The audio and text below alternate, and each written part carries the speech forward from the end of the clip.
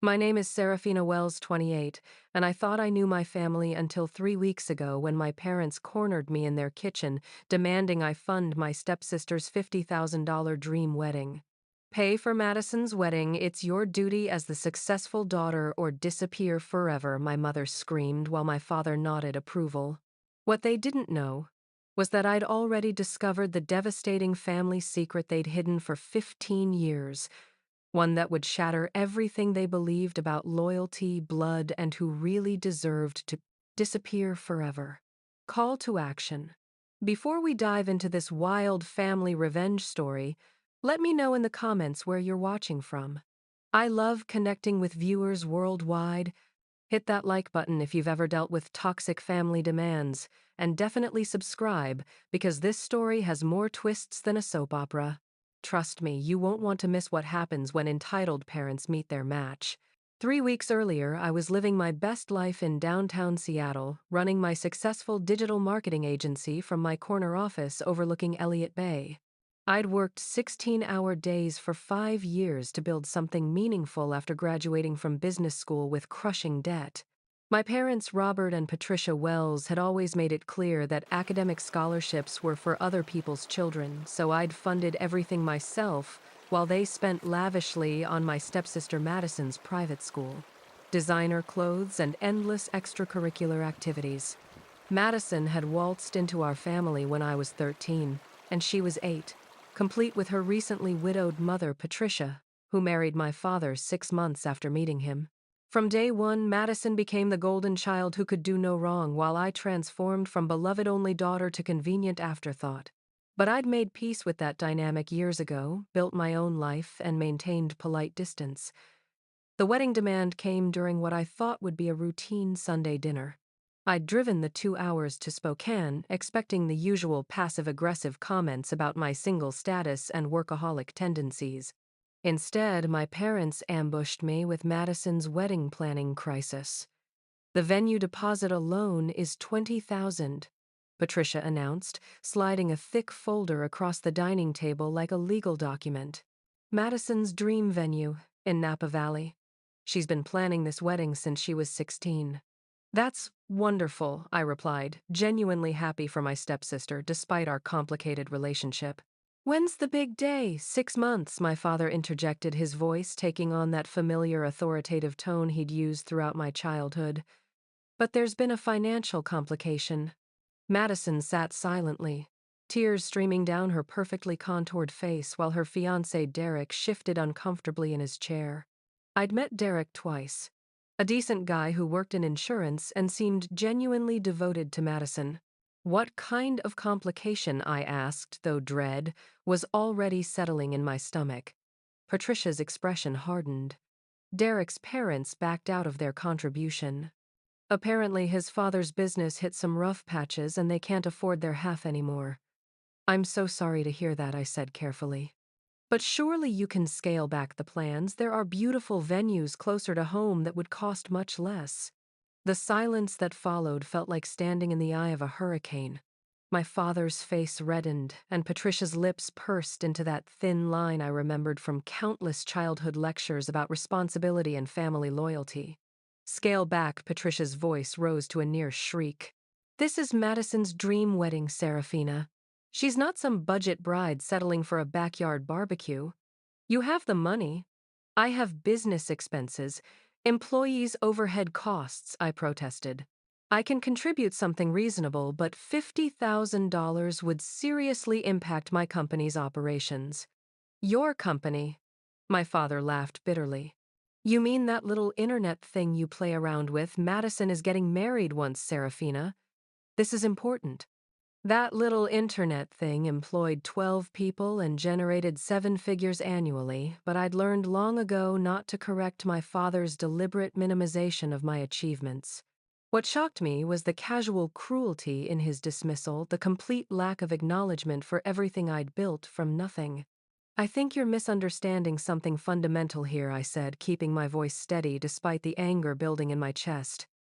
Madison's wedding isn't my financial responsibility. I'm happy to give a generous gift, but I'm not funding an entire destination wedding. Madison finally spoke, her voice small and trembling.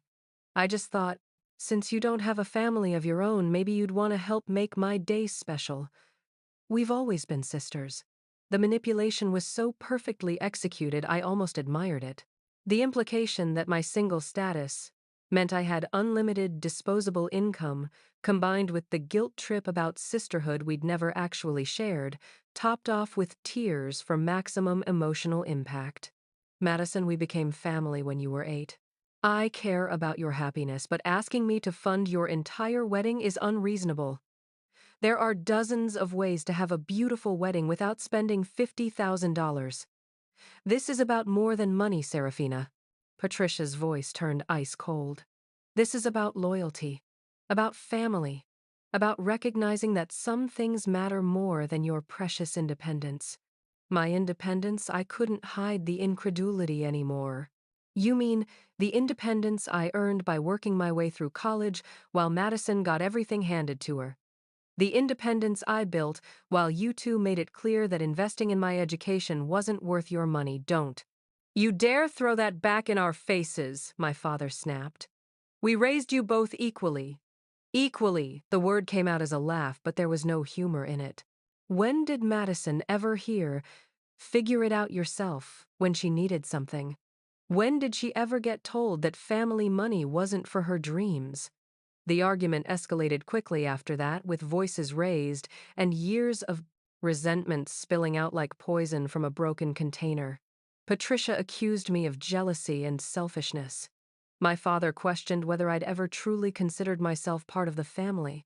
Madison sobbed about her ruined dreams and how I was destroying the most important day of her life. I left that dinner promising to think about it, but mainly because I needed space to process the stunning entitlement and emotional manipulation I'd just witnessed. Driving back to Seattle, I felt like I was seeing my family clearly for the first time in years. But the real revelation came 3 days later when I stopped by unannounced to return a serving dish my mother had sent home with me. I let myself in through the back door, something I'd done countless times throughout my life, and heard Patricia on the phone in the living room.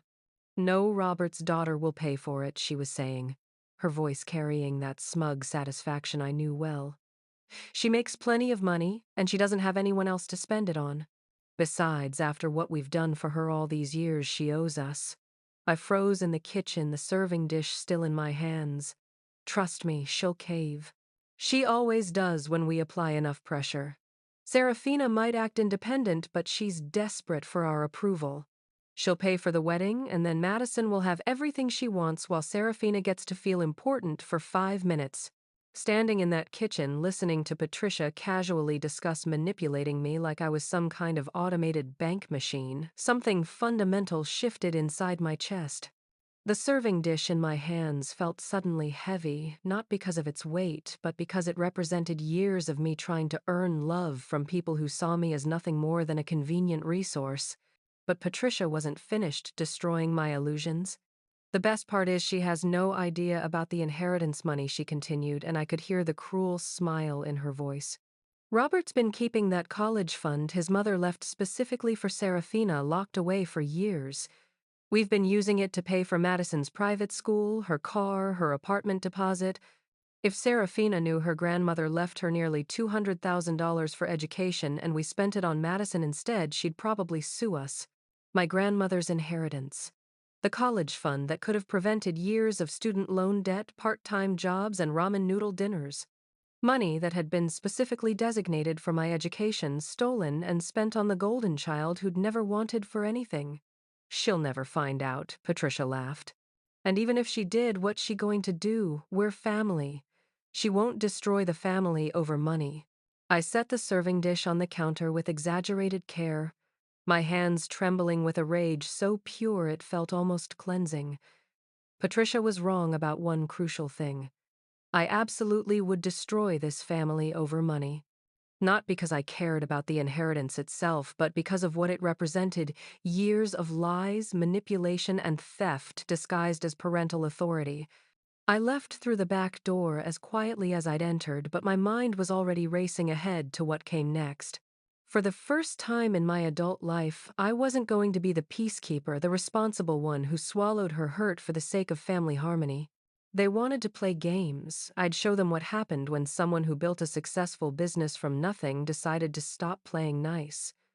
The drive back to Seattle felt like shedding old skin. By the time I reached my apartment, I'd made several crucial decisions. First, I needed documentation. Second, I needed legal advice. Third, I needed to understand exactly how much money we were talking about and where it had gone. My first call was to my grandmother's estate attorney, Harold Brennan, who'd handled her affairs before she passed 12 years ago. Harold was semi-retired now, but he remembered both my grandmother and the specific provisions she'd made for my education. Your grandmother was very clear about her intentions, Serafina, Harold explained during our meeting the following day. She established that fund specifically for your college expenses, with any remaining balance to be released to you at age 25 for graduate school or professional development. The total amount with conservative investments over the years should be close to $300,000 by now. Should be, I asked, though I already knew what he was going to say. Your father has been the trustee since your grandmother's death. He's required to provide annual statements showing how the funds have been used for your educational benefit. I haven't received those statements in several years, which is concerning. Harold's carefully neutral tone told me everything I needed to know. He suspected what I now knew for certain. My father had been systematically stealing from my inheritance for years. What are my legal options? I asked. If the funds have been misappropriated, you have grounds for both civil and criminal action. Theft of inheritance funds is taken very seriously by the courts, especially when there's a clear paper trail showing the money was designated for specific purposes. I left Harold's office with a clear plan of action. He would formally request all trust documentation from my father, giving him 30 days to provide a complete accounting of how my grandmother's money had been spent. If my suspicions were correct, I'd have everything I needed to pursue legal action. But I wasn't planning to wait 30 days to start my campaign. That evening, I called my parents and arranged to meet them for lunch the following Saturday. I told them I'd made a decision about Madison's wedding fund and wanted to discuss it in person.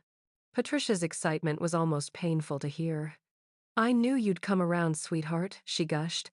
You've always been such a generous person. Madison is going to be so grateful. I'm sure she will be, I replied, keeping my voice carefully neutral. I spent the rest of the week preparing.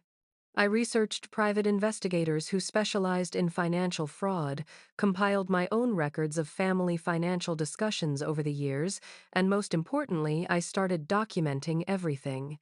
Every conversation, every text message, every email would be preserved as evidence. I also made some interesting discoveries about Derek's family situation. A few discreet inquiries revealed that Derek's father's business was thriving, and his parents were excited about contributing to the wedding. They'd never backed out of anything. That had been a complete fabrication designed to make me feel like the only available funding source. The layers of deception were staggering. Not only had my parents stolen my inheritance, but they'd invented a crisis to justify pressuring me into funding what they saw as Madison's birthright. In their minds, my money had always belonged to the family anyway, so taking it wasn't theft. It was redistribution to the person who deserved it more. By Friday night, I was ready for Saturday's lunch meeting. I'd chosen a popular restaurant in downtown Spokane, somewhere public enough that they'd have to maintain appearances, but private enough for the conversation I was planning. I arrived 15 minutes early and chose a corner booth where I could see the entire restaurant. When my parents arrived with Madison and Derek in tow, I realized they'd planned this as some kind of celebration lunch where I'd announce my generous contribution and everyone would applaud my sisterly devotion. They were about to get a very different kind of announcement. So Patricia said before she'd even fully settled into her seat, "How much were you thinking? The venue needs the deposit by next Friday, so we should probably transfer the money early next week." "Actually," I said, smiling pleasantly while my heart hammered against my ribs, "I've been doing some thinking about family financial responsibilities, and I've realized you're absolutely right. It's time for family members to step up and take care of their obligations. The confusion on their faces was almost comical. Patricia's smile faltered slightly, but she pressed forward with determination. Exactly. I'm so glad you understand how important family support is, especially for major life events like weddings. Madison has been so stressed about the financial situation. Oh, I definitely understand family support, I continued, my voice remaining cheerfully conversational. In fact, I've been thinking a lot about all the support that's been flowing through our family over the years. Support I wasn't fully aware of until recently. Derek shifted uncomfortably in his seat. He seemed to sense that something was off, even if he couldn't identify exactly what. "What do you mean, my father?" asked his businessman instincts, apparently picking up on subtle warning signs. Well, for instance, I had the most interesting conversation with Harold Brennan this week. You remember Harold, don't you, Dad? Grandma's estate attorney. The color drained from my father's face so quickly I thought he might faint. Patricia's confused expression suggested she didn't immediately understand the significance, but my father clearly knew exactly where this was heading. Serafina, he said carefully. Whatever Harold told you, there might be some misunderstanding about the complexities of estate management. No misunderstanding at all, I interrupted smoothly. He explained everything very clearly. Grandma left nearly $300,000 specifically for my education with my father as trustee. Harold's been wondering why he hasn't received the required annual reports showing how that money has been spent on my educational expenses. The silence at the table was deafening. Madison looked between her parents with growing alarm, while Derek appeared to be doing mental calculations about what this meant for their situation. That money was. Patricia stammered, clearly trying to formulate some kind of explanation. That money paid for Madison's private school tuition for 8 years. I continued pulling out my phone and opening the Notes app, where I'd documented everything. It covered her car, her apartment deposit when she moved out for college, her spring break trips to Cabo, her semester in Paris. Shall I continue? You don't understand how trust funds work, my father said, his voice taking on that familiar authoritative tone. I had discretion to make decisions about educational expenses for the family. For me, Dad? Not for the family. For me. Grandma's will was very specific about that, according to Harold. The money was designated for Serafina Wells' educational expenses, not Robert Wells' discretionary family fund. Madison finally found her voice. There has to be some explanation. Mom, Dad wouldn't just steal from his daughter to pay for his stepdaughter's lifestyle? I asked with mock innocence. You're right, Madison. Most parents wouldn't do that. Most parents also wouldn't invent stories about their future son-in-law's family backing out of wedding expenses when Derek's parents are perfectly capable and willing to contribute. Derek's head snapped toward Madison so fast I was surprised he didn't get whiplash. What is she talking about? My parents never backed out of anything. Now it was Madison's turn to lose color. Derek, Mom said. Your mom lied, I said simply. Derek, when's the last time you talked to your parents about wedding contributions yesterday? He said, slowly, his voice growing colder. They're excited to help. They've never mentioned any financial problems. Patricia was frantically trying to regain control of the situation. There have been miscommunications, misunderstandings. We can sort all this out later. The important thing right now is Madison's wedding.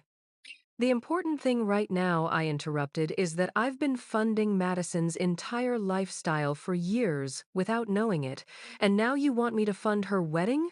Too. Using my own stolen inheritance money as justification for why I should be more generous with family members. It's not stolen. Patricia's voice rose, loud enough to attract attention from nearby tables. Robert was the trustee. He made decisions about.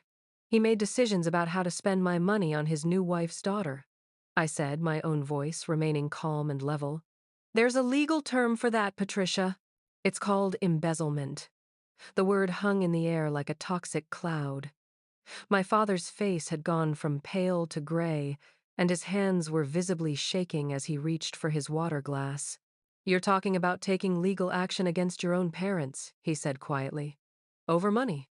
I'm talking about taking legal action against people who stole from me for over a decade, then tried to manipulate me into giving them more money by appealing to family loyalty they've never shown me.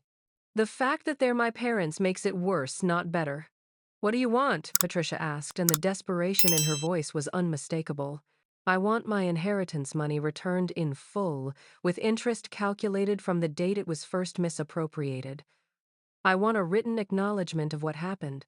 And I want you to stop pretending this family operates on any principle other than taking advantage of whoever is most convenient.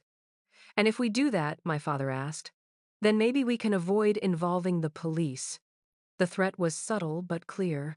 Derek was staring at Madison like he'd never seen her before, clearly processing the revelation that his fiancée had been complicit in a scheme to manipulate him about his own parents, while also manipulating me about my stolen inheritance.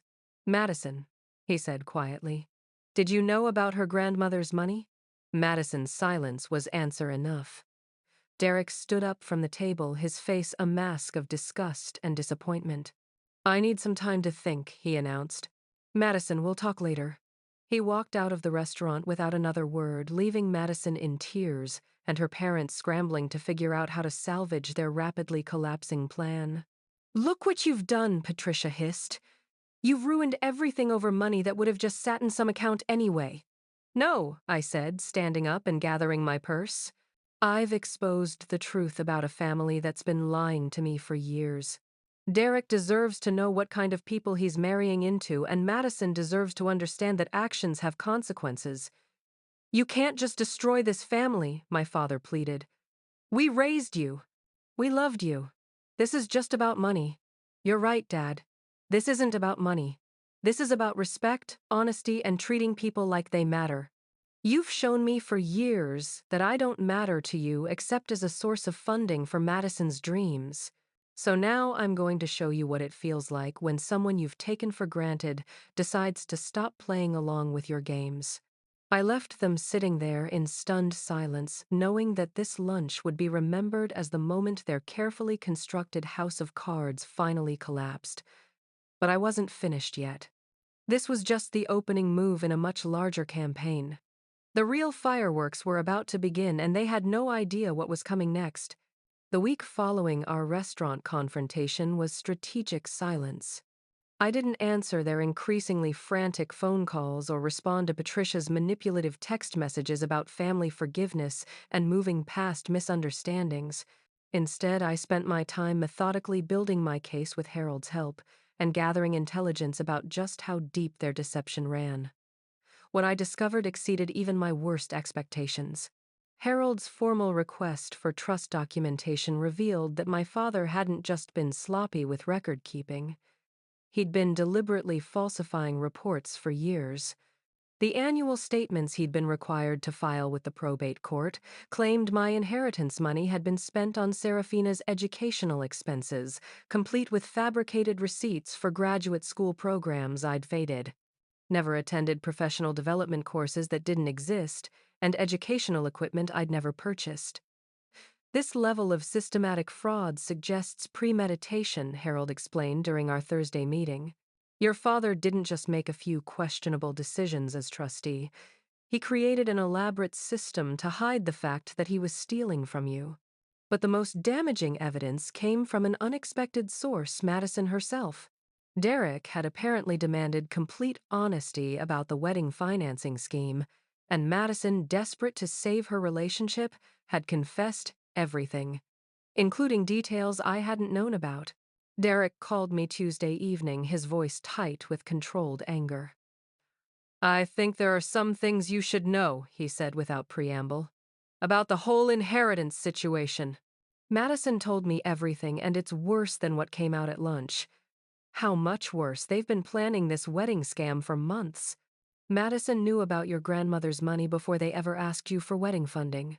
The whole thing was designed to double dip, use your inheritance for the wedding expenses, then guilt you into contributing even more money on top of it.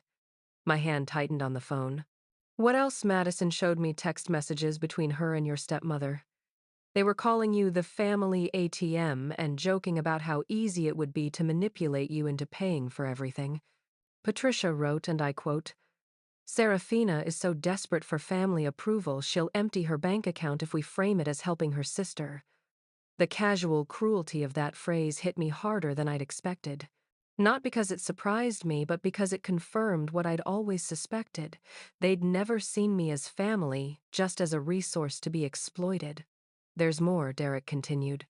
They've been doing this for years. Not just with your inheritance, but with other family members, too. Your Uncle Mike.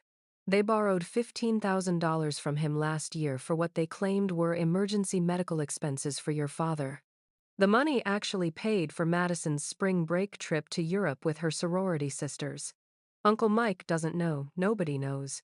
They've been running variations of this scam on different family members for years, always with Madison as the beneficiary, and always with some emotional manipulation about family loyalty or emergency situations. By Friday, I had everything I needed. Harold had compiled a comprehensive legal case documenting years of inheritance theft. Derek had provided text message evidence of their systematic fraud targeting multiple family members. And I'd gathered financial records showing the clear paper trail from my trust fund to Madison's lifestyle expenses. It was time for the final confrontation. I invited my parents to Sunday dinner at my apartment in Seattle, telling them I wanted to discuss a family solution to our recent disagreements. They arrived early, clearly hoping to catch me off guard and pressure me into some kind of compromise.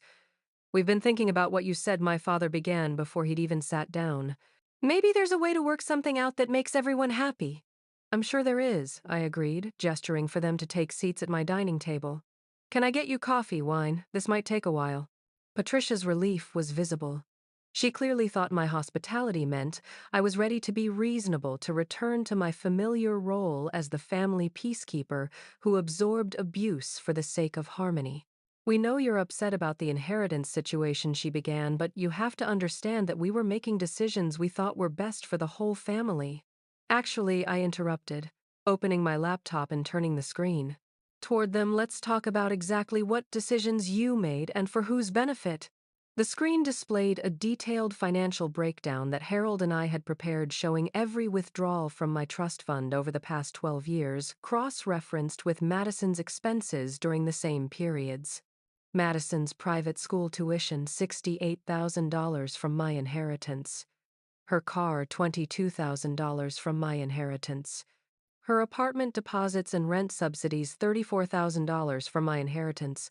Her spring break trips, shopping sprees, sorority fees, and general living expenses, another $47,000 from my inheritance. My father was staring at the screen like it might burst into flames. Patricia had gone completely silent, her usual rapid-fire justifications apparently failing her for once. That's just Madison's direct expenses, I continued. It doesn't include the money you've been stealing from other family members using Madison's needs as justification. Other family members? My father asked weakly. Uncle Mike's $15,000 for fake medical expenses? Aunt Sarah's $8,000 for Madison's emergency dental work that was actually cosmetic dentistry.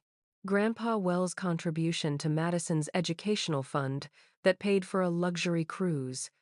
Should I continue? Patricia found her voice again, but it came out as a whisper. How did you?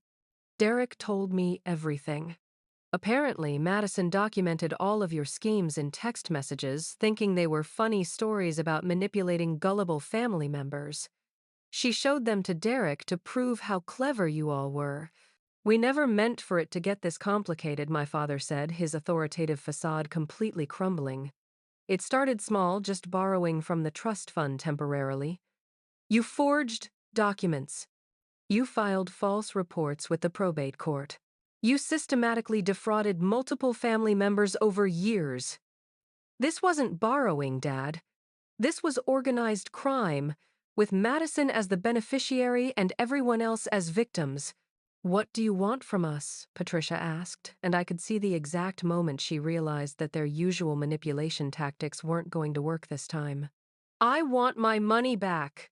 All of it, with interest. I want written confessions admitting what you did. And I want you to contact every family member you've defrauded and make full restitution. And if we refuse, I turned my laptop screen toward them again, this time displaying Harold's carefully prepared criminal complaint, ready to be filed with the district attorney's office. Then I file these charges Monday morning, and you can explain your family values to a judge. The silence in my apartment stretched for what felt like an eternity.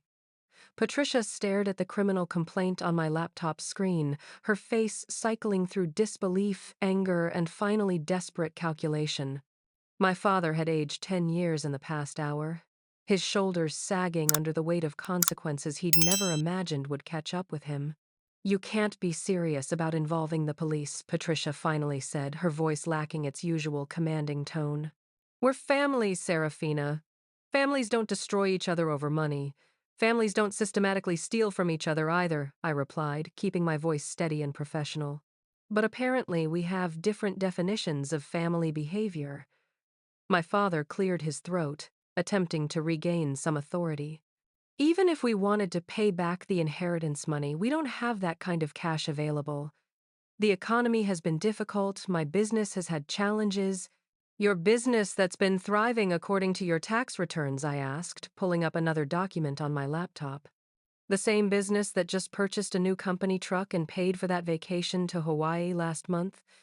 The business that somehow had plenty of money for Madison's lifestyle but claims poverty when it comes to returning stolen funds? Patricia's composure finally cracked completely. You vindictive little bitch, she snarled. After everything we did for you, raising you like our own daughter, giving you a home and family, this is how you repay us. Raising me like your own daughter, I laughed, but there was no humor in it. You mean like how you raised Madison, with private schools, cars, vacations, and unlimited financial support, because that's not how you raised me, Patricia. You raised me with criticism, impossible expectations, and the constant message that I wasn't quite good enough to deserve the same treatment as your biological daughter. We treated you fairly, my father protested weakly. You stole my inheritance to pay for Madison's privileged lifestyle while telling me I needed to be more independent and self-sufficient. You convinced me for years that I wasn't worth investing in while secretly funding every dream your stepdaughter ever had. That's not fair treatment, Dad. That's systematic favoritism funded by theft.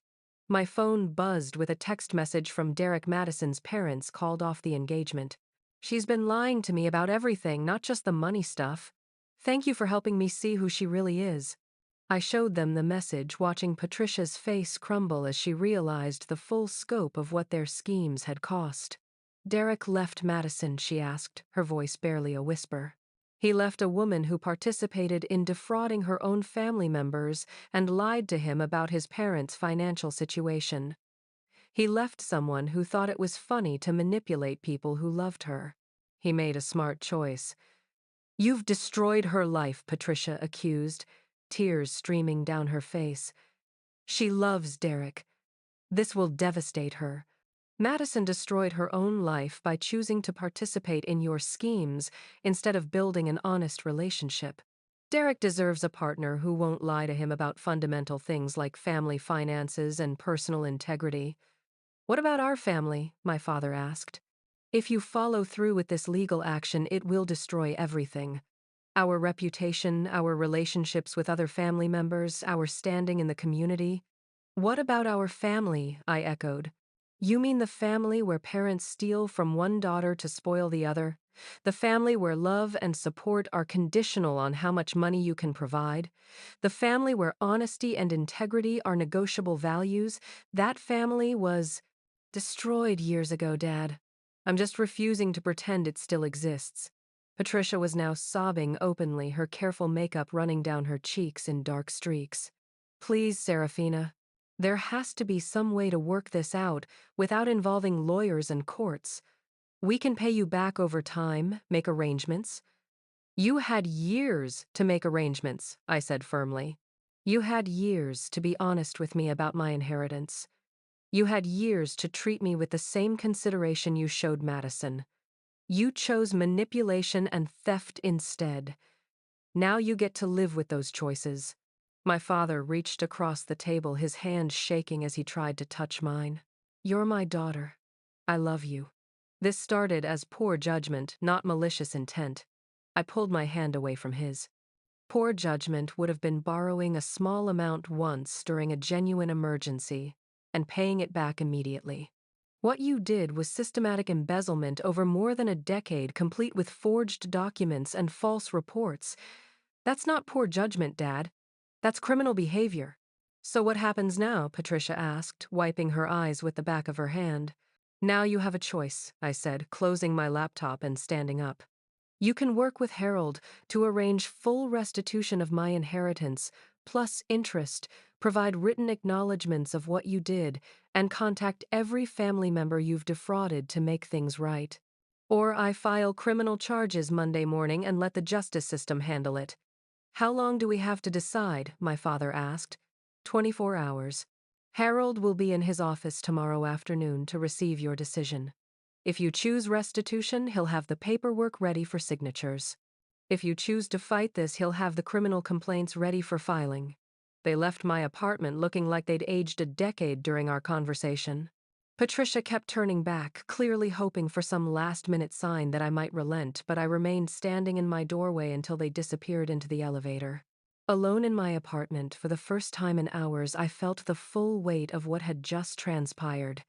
I just effectively ended my relationship with my parents and possibly destroyed Madison's engagement. The family I'd grown up in was officially over-dismantled by truths that should have been shared years ago. But for the first time in my adult life, I also felt completely free. Free from the obligation to earn love through financial generosity. Free from the guilt about never being good enough for people who had never actually wanted me to succeed. Free from the exhausting performance of gratitude for treatment that had never been genuinely loving or supportive. My phone rang.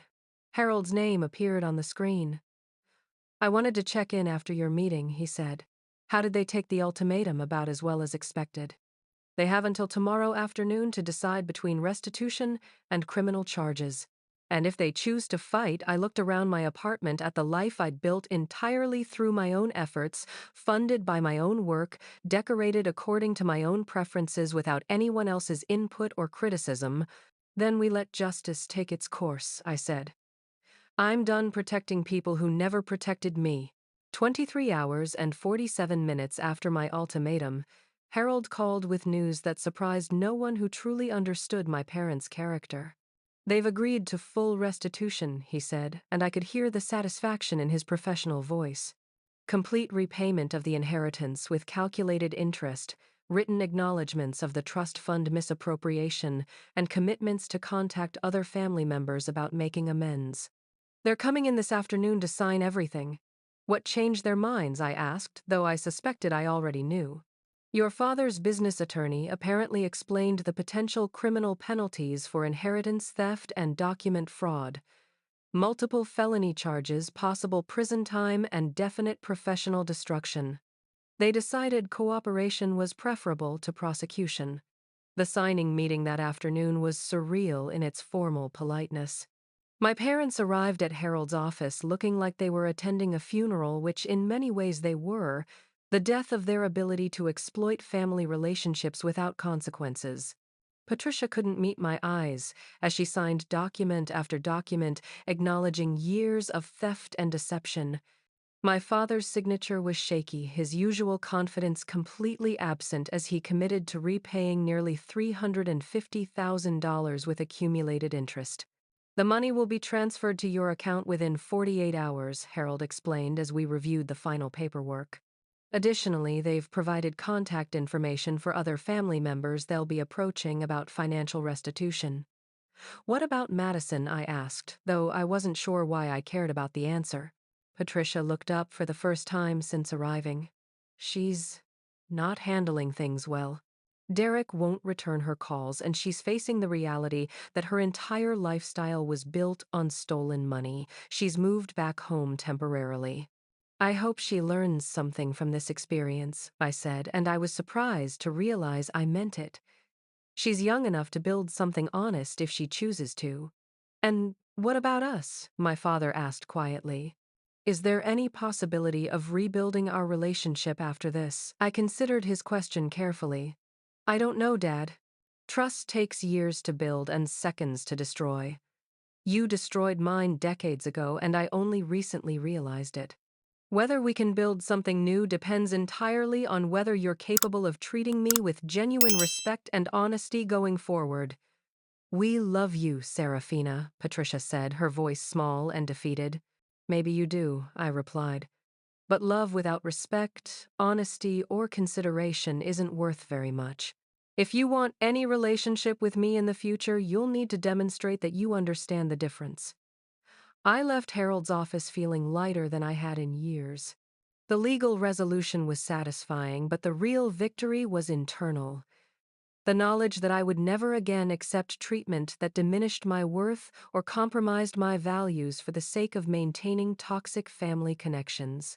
Over the following months, the ripple effects of our confrontation continued spreading through our extended family. Uncle Mike was initially furious when my parents contacted him about the fabricated medical emergency that had cost him $15,000. Aunt Sarah was hurt and bewildered to learn that Madison's emergency dental work had been cosmetic procedures funded by her generosity. Grandpa Wells was the most philosophical about it, simply saying he was glad the truth had finally come out. But the most unexpected development came from Derek, who called me 6 weeks after everything exploded. I wanted to thank you again, he said. Breaking up with Madison was painful, but discovering who she really was before we got married probably saved me years of misery. How are you handling everything? I asked. Better than I expected, actually. I've been thinking a lot about family loyalty and what it really means. Madison kept saying you were destroying the family by demanding honesty, but it seems to me that people who lie and steal from their own family members are the ones doing the destroying. That's exactly right. I was wondering, he continued, sounding slightly nervous, if you might be interested in getting coffee sometime. Not as anything romantic, he added quickly. I'm not ready for that yet, and the whole situation would be too weird anyway. But I've realized that the person in that family who showed the most integrity and backbone was someone I barely got to know. I'd like that, I said, smiling for the first time in our conversation. It would be nice to have a friend who understands the complexity of family dysfunction. That coffee led to a genuine friendship built on shared values rather than inherited obligations. Derek introduced me to his parents, who turned out to be wonderful people who'd been genuinely confused about why Madison's family had claimed they were backing out of wedding contributions. His mother, Janet, became something of a mentor to me, showing me what healthy family relationships could look like when they were based on mutual respect and genuine affection. My inheritance money, when it was finally restored to my account, felt less important than the principle it represented. I used part of it to expand my business, hiring additional employees and investing in new technology that doubled our revenue within a year. The rest went into a scholarship fund for first-generation college students who needed support that their families couldn't or wouldn't provide. 6 months after our legal resolution, Madison called me unexpectedly.